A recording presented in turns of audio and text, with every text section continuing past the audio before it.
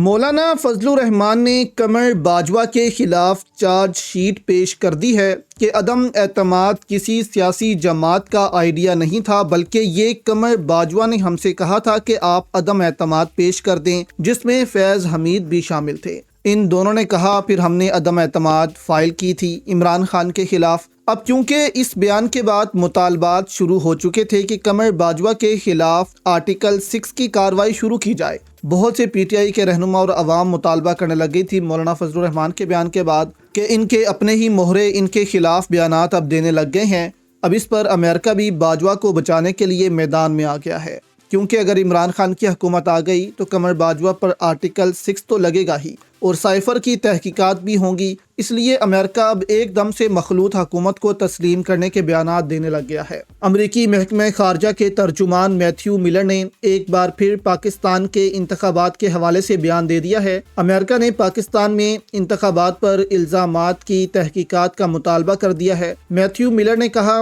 واضح ہو گیا ہے پاکستان میں انتخابات مسابقتی تھے، مخلوط حکومت پاکستان کا اندرونی معاملہ ہوگا، اس کے قیام کے بعد مل کر کام کرنے کو تیار ہیں۔ انہوں نے کہا کہ صرف پاکستان نہیں بلکہ دنیا میں کہیں بھی ایسے الزامات کی مکمل چھان بین ہونی چاہیے، اسی لیے یہ مطالبہ کرتے رہیں گے، لیکن یہاں وہ یہ بھی کہہ رہے ہیں کہ اگر دھاندلی زدہ مخلوط حکومت بنتی ہے تو اس کے ساتھ بھی کام کرنے کو تیار ہیں۔ یہ ہے امریکہ کے دو چہرے۔ انہوں نے کہا کہ کئی ممالک جہاں پارلیمانی نظام ہے اور جہاں ایک پارٹی کو اکثریت نہیں ملتی، وہاں اس طرح کے اتحاد بنتے رہتے ہیں۔ اس سے قبل وائٹ ہاؤس نے کہا تھا کہ اسے ہم خیال جمہوریتوں کے ساتھ کھڑے ہونے پر فخر ہے، جبکہ وہ عوامی سطح پر اور نجی طور پر پاکستانی حکومت کو پاکستانیوں کی مرضی کا احترام کرنے کی ضرورت کے بارے میں واضح کر چکے ہیں، اور یہ کہ اور شفاف انتخابی عمل کو یقینی بنانا انتہائی اہم ہوگا۔ اب اندازہ لگائیں آپ کہ ایک طرف دھاندلی کی تحقیقات کے مطالبے کر رہا تھا امریکہ، اور اب ایک دم سے کہنے لگ گیا ہے کہ آپ مخلوط حکومت بنا لے، ہم آپ کا ساتھ دیں گے۔